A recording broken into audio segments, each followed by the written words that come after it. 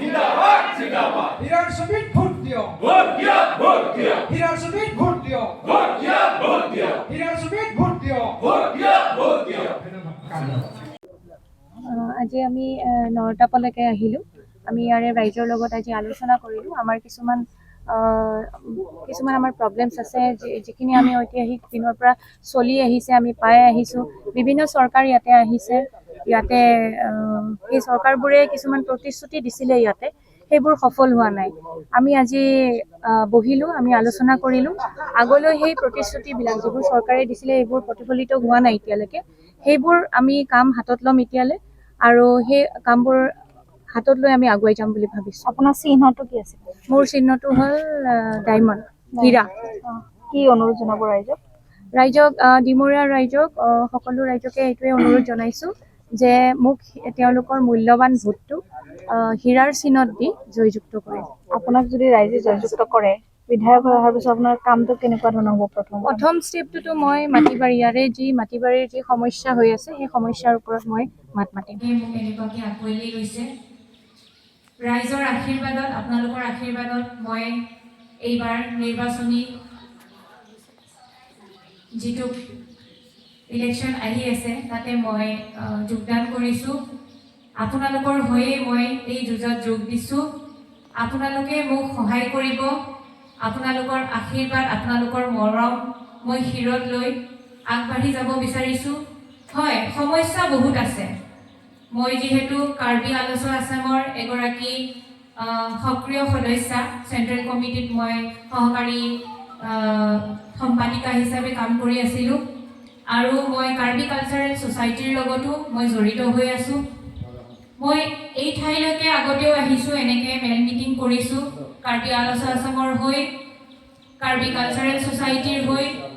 মই বহুত সমস্যাবোৰৰ বিষয়ে মই বহু জেগা গৈছোঁ, ধৰ্ণা কাৰ্যসূচীতো যোগ দিছোঁ, বহু ঠাইলৈ মেল মিটিং কৰিবলৈ গৈছোঁ, সমস্যাবোৰৰ বিষয়ে আলোচনাও কৰিছোঁ।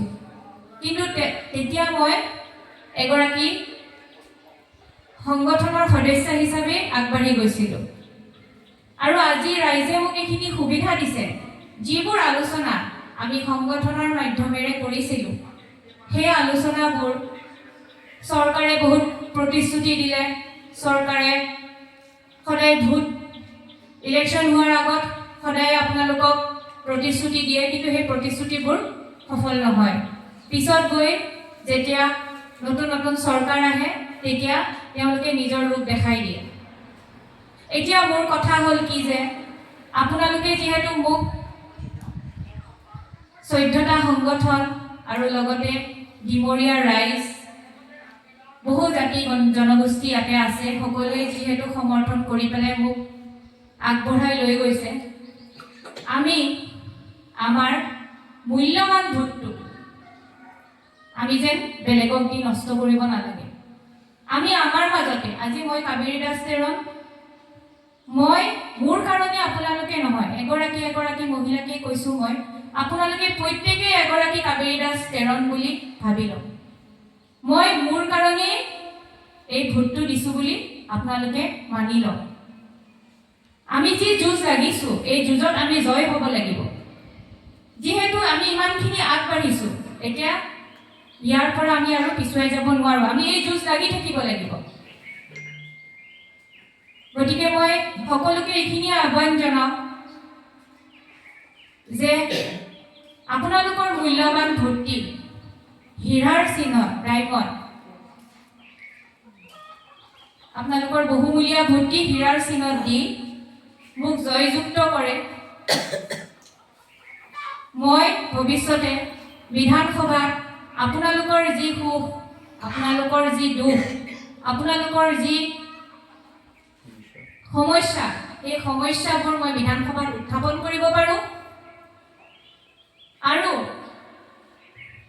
আপোনালোকৰ আশীৰ্বাদ লৈ মই এইটোৱেই ভাবোঁ কি যে আমি এইবোৰ সমস্যাৰ পৰা এদিন হ'লেও পৰিত্ৰাণ পাম।